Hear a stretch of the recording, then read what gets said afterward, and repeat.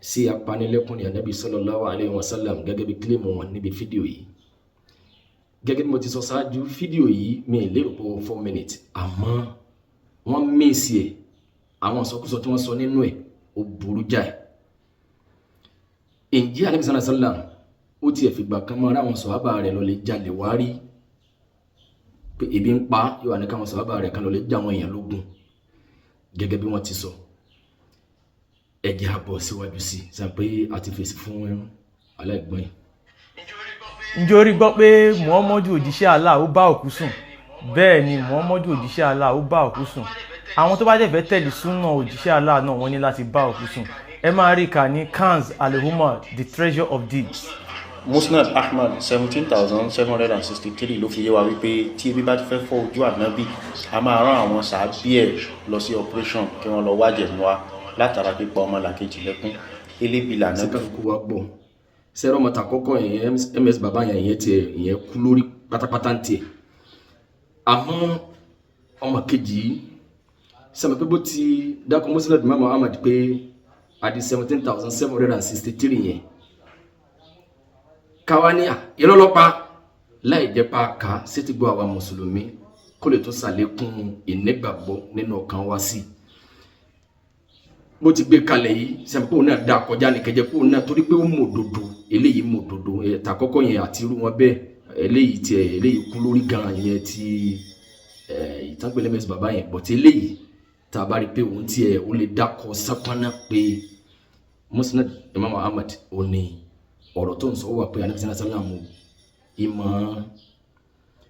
ráhùn sọ̀hábà pé ká lọ jà wọn yà lógun ká lọ jà wọn lólè tẹ̀bí bá ti ń pa ó mọ̀ òdodo sẹ́sẹ̀rẹ́ ní tó bá mọ̀ òdodo irú wọn máa ń nira láti lè confuse pé òdodo rẹ̀ tó jẹ́ pé ó ń finú fẹ́dọ̀ máa sọ tó wù máa ṣe tó wù látara pé ń wá àǹfààní kan sí kejì. Tá a bá sì ṣàlàyé kókún náà àwọn tí wọ́n jẹ́ Christian wọ́n fi kọ́mẹ̀ntì sọpọ́tì wọn sẹ́mọ̀ pé mo ti sọ ṣáájú wípé ìgbógun ti Islam ìkórìíra ẹ̀sìn Islam kò jẹ́ káwọn orí ìmọ́lẹ̀ mọ́, wọ́n rí òkùnkùn gẹ́gẹ́ bí ìmọ́lẹ̀.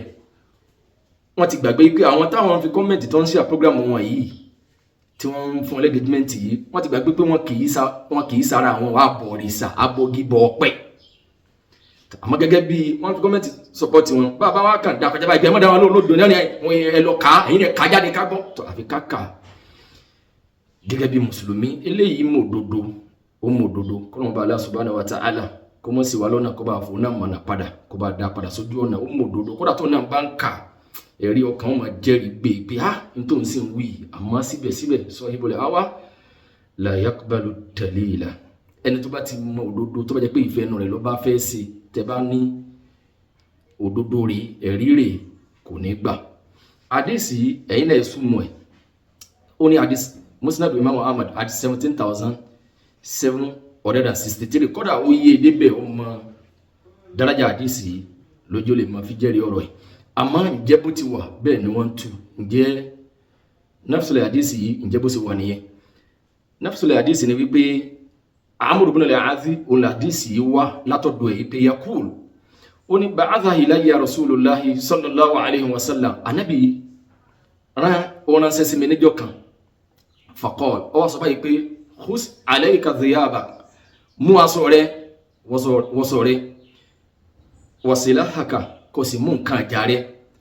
zumma tini fa ataituhu wa huwa yatawaddahu fa sa'ada fi nathara thumma tahtahu ó ní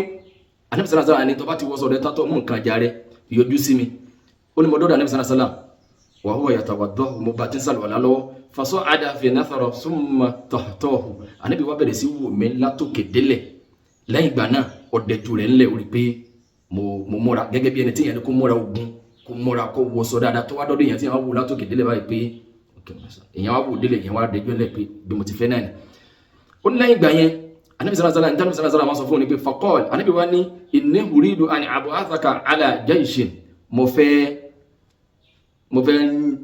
àwọn ikọ̀ ogun kan mo fẹ́ fi ọ́ sọ lórí mo fẹ́ fi ọ́ sí àmírù wọn ikọ̀ ogun kan mo fẹ́ fi ọ́ sí olórí wọn fa yusallimaka Allahu Ọlọ́run sì bá mi ràn yín lọ́wọ́ yóò bá mi kún yín lọ́wọ́ wa yughnimaka Allah wa yughnimaka Allah dẹ̀ bá mi jẹ́ kẹ́ rí ogun kó pé ogun yìí ni ìkógun tí èèyàn máa kó lẹ́yìn ìgbà tí a bá jagun tán téèyàn lẹ́tọ̀ọ́ yìí tí Al-Qur'an ní dábàlùkà Suratul Anfal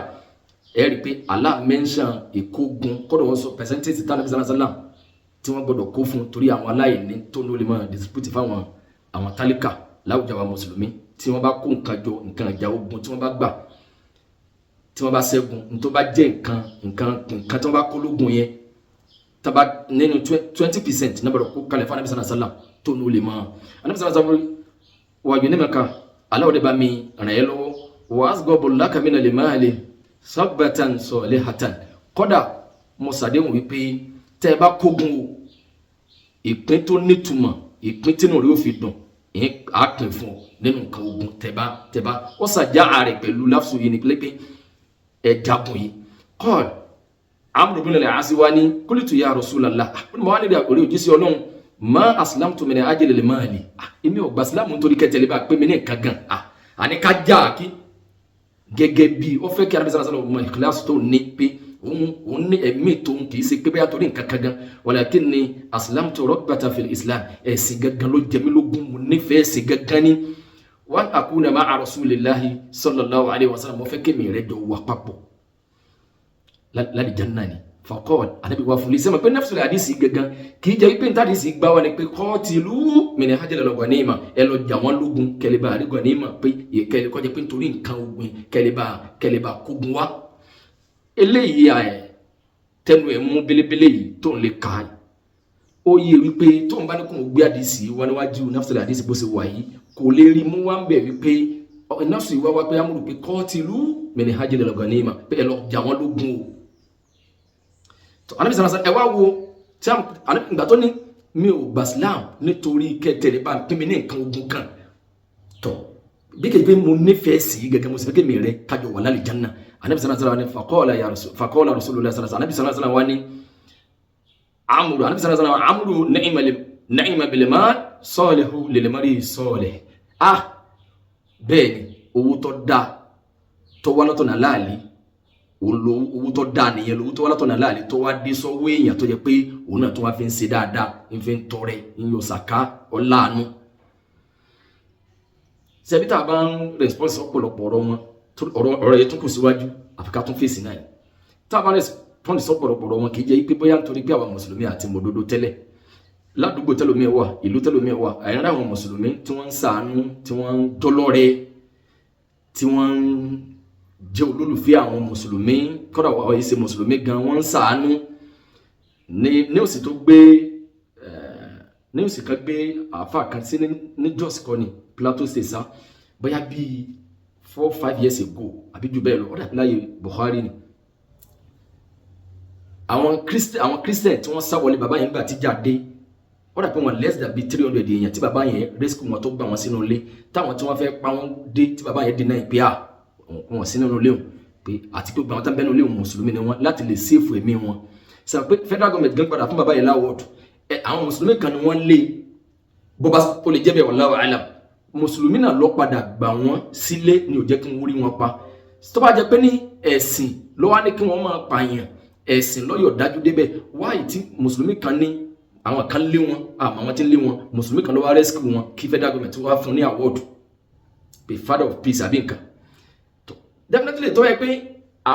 bó ṣe gbé wáyé pé Ànábì sallallahu alaihi wasallam ìyẹn bẹ́ẹ̀ bí bá ti pa yóò ní káwọn èèyàn lọ jà àwọn èèyàn lógun ó sì dóun náà lójú kò lè múná sùn kan wá kò lè rí ẹ̀rí kan nínú gbogbo àdìsí pátápátá àbí àyà Al-Qur'an nìkan pé ó wà lè fẹ́ ọ̀rọ̀ kan báàkì ọ̀rọ̀ ìpè Ànábì sallallahu alaihi wasallam kọ́kọ́ fẹ́ràn sáwọn àkárí láyé pé òun pé wọ́n dìde ogun bọ̀ ṣé kò ní preparation pé kó pé àwọn èèyàn jọ pé tọ̀ ẹ̀yìn ẹ̀ dìde fógun àmọ́ kára bisala fọwọ́ jẹ́pá Ànábì sallallahu alaihi wasallam kọ́kọ́ lọ attack kò lè rí ẹ̀rí ẹ̀ láyé ok táwọn mùsùlùmí kan bá wá rí i pé àwọn kan sọ rẹ àwọn kan jọlọ rẹ ẹni tó lè mú Islam wá òun náà ni wọ́n fi ń kọ́ sí táwọn náà fi lè yọ lọ́rẹ̀ báyìí báwo lẹ́sẹ̀ wá lè fi sòdí wọn ẹni tó mẹ́sìn wá gẹ́gẹ́ bóòlù ti jálà àánú tó ẹ̀mí tí yín ti balẹ̀ pé Ànábì sallallahu alaihi wasallam ti wá kò lè ní káwọn yẹn lọ jalè wá ọmọ ìdíyà tí mẹ́mbẹ́ ẹni tí ọba Allah tó ṣe ní kúdùwà fún gbogbo àwọn mùsùlùmí ni àmọ́ síbẹ̀síbẹ̀ tá a bá máa response sí wọn bóyá fún popularity ní ò túmọ̀ sí pé àmọ́ ká lè bá gbé wá níwájú wípé ntọ́ ń dàrú yìí ó clear sáwa náà mọ̀ wípé ntọ́ jẹ́ àti ntọ́ fẹ́ kí ọsọ rẹ̀ ẹ̀dà ló sún ẹ̀ka kì í jẹ́ pé bóyá torí ká lè fún wa ní popularity bẹ́ẹ̀ kọ́.